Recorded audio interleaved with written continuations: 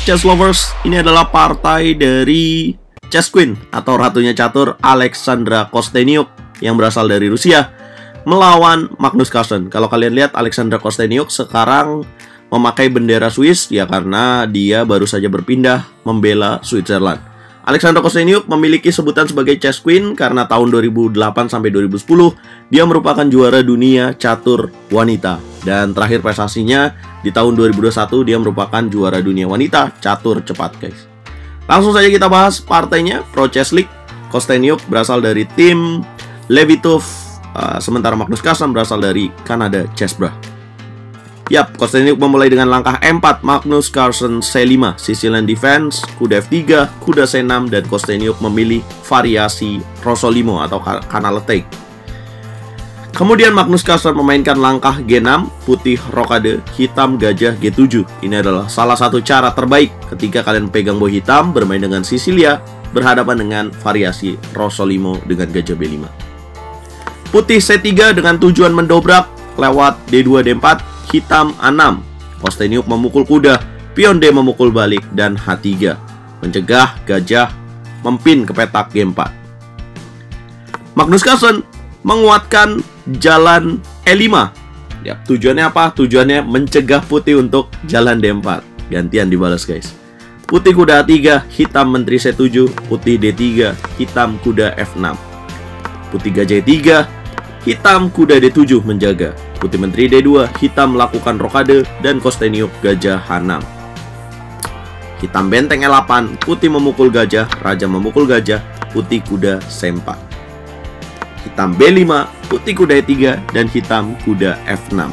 By the way, apa yang dilakukan oleh Kosteniuk dengan menukar gajah itu salah satu cara terbaik ya teman-teman berhadapan dengan pemain Sicilia. Kemudian Kosteniuk menjalankan langkah C4.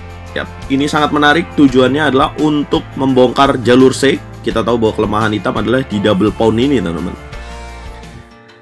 Apa yang akan dilakukan oleh Magnus Carlsen?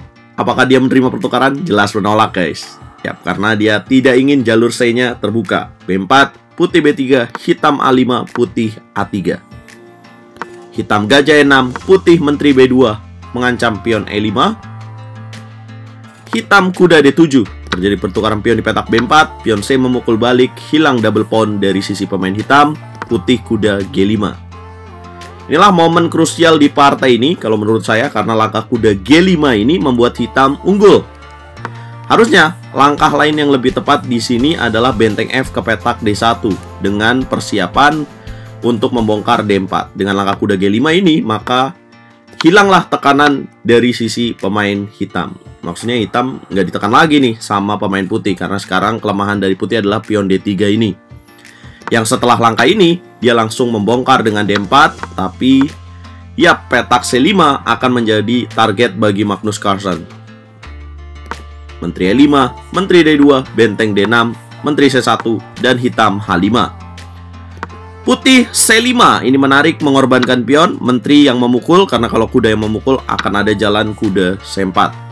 Menteri memukul, kuda C4, benteng D4, benteng D1, dan A4. Benteng memukul benteng, menteri memukul benteng, dan menteri E1, hitam kuda C5. Putih benteng D1, menteri C3, menteri E2, memukul pion B3, putih E5. Kosteniuk coba cari posisi yang menarik untuk dia bisa cari remis, guys. Hitam benteng E1, memukul pion F6 skak, raja memukul balik, benteng memukul benteng, menteri memukul benteng, raja H2, menteri D4, G3, dan kuda D3. Tidak jelas ini posisinya udah kalah.